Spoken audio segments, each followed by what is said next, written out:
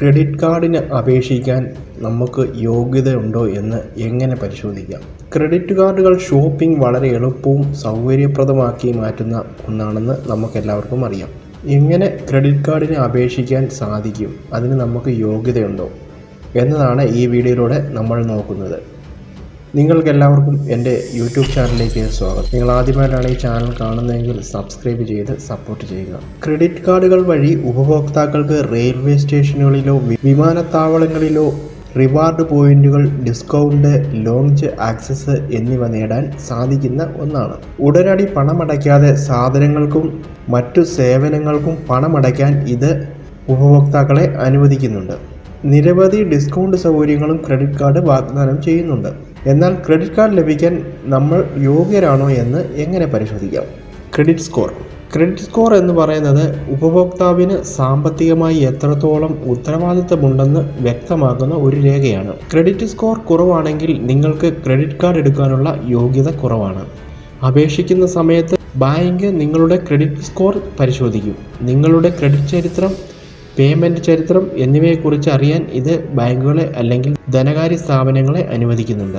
Credit score എന്താണെന്നതിനെക്കുറിച്ചുള്ള ഒരു video ഞാൻ മുമ്പ് ചെയ്തിട്ടുണ്ട്. അത് എങ്ങനെ പരിശോധിക്കാമെന്നും ഉള്ള വീഡിയോയുടെ ലിങ്ക് താഴെ കൊടുത്തിട്ടുണ്ട്. നിങ്ങൾക്കത് പരിശോധിക്കാവുന്നതാണ്. ഇനി വരുമാനം എന്തായിരിക്കണം എന്ന് നോക്കാം. നിങ്ങളുടെ യോഗ്യത നിർണ്ണയിക്കുന്നതിന് വരുമാനം ഒരു പ്രധാന പങ്ക് വഹിക്കുന്നു. ക്രെഡിറ്റ് കാർഡ് ആനുകൂല്യങ്ങൾ ലഭിക്കുന്നതിന് നിങ്ങൾക്ക് സ്ഥിരമായ വരുമാന മാർഗം ഉണ്ടായിരിക്കണം. വ്യത്യസ്ത കാർഡുകൾക്ക് വരുമാന മാനദണ്ഡം വ്യത്യസ്തപ്പെട്ടിരിക്കുന്നു.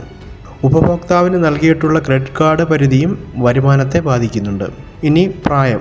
ഒരു ക്രെഡിറ്റ് കാർഡ് കൈവശം വയ്ക്കാൻ യോഗ്യത നേടുന്നതിന് നിങ്ങൾക്ക് കുറഞ്ഞത് 18 വയസ്സെങ്കിലും ആയിരിക്കണം. 21 വയസ്സിന് താഴെയുള്ള ആളാണെങ്കിൽ ക്രെഡിറ്റ് കാർഡ് സ്വന്തമാക്കാൻ നിങ്ങൾ ആഗ്രഹിക്കുന്നുവെങ്കിൽ നിങ്ങൾക്ക് സ്ഥിരമായ ഒരു വരുമാനം ഉണ്ടായിരിക്കണം. ക്രെഡിറ്റ് കാർഡ് ഉപയോഗ അനുപാതം എന്താണെന്ന് നോക്കാം. ക്രെഡിറ്റ് കാർഡിന് അപേക്ഷിക്കുന്ന സമയങ്ങളിൽ ബാങ്ക് ഈ ഘടകം പരിഗണിക്കും. ഇത് നിങ്ങളുടെ ക്രെഡിറ്റ് കാർഡും ബില്ല് ക്രെഡിറ്റ് പരിധിയും തമ്മിലുള്ള അനുപാതമാണ്. കൂടുതൽ ചെലവഴിക്കുന്ന ഉപഭോക്താക്കൾക്ക് കുറഞ്ഞ ക്രെഡിറ്റ് കാർഡ് ഉപയോഗ അനുപാതമായിരിക്കും ഉണ്ടായിരിക്കുക. ഇനി ക്രെഡിറ്റ് കാർഡ് റെക്കോർഡ് എന്താണെന്ന് നോക്കാം. ബാങ്കുകൾ നിങ്ങളുടെ മറ്റ് ക്രെഡിറ്റ് കാർഡുകളും വായ്പ അപേക്ഷയും പരിശോധിക്കും. മുമ്പത്തെ ക്രെഡിറ്റ് കാർഡ്, നിങ്ങൾക്ക് നേരത്തെ ഒരു ക്രെഡിറ്റ് കാർഡ് ഉണ്ടോ എന്നും യോഗ്യത പരിഗണിക്കാൻ ഇത് ഉപയോഗിക്കുന്നുണ്ടോ എന്നും നിങ്ങളുടെ ബാങ്ക് പരിശോധിക്കും. നിങ്ങൾ ഒരു നല്ല തിരിച്ചടവ് റെക്കോർഡ് സൂക്ഷിച്ചിട്ടുണ്ടെങ്കിൽ ഇത് ഒരു നല്ല അടയാളമായി കണക്കാക്കപ്പെടുന്നു.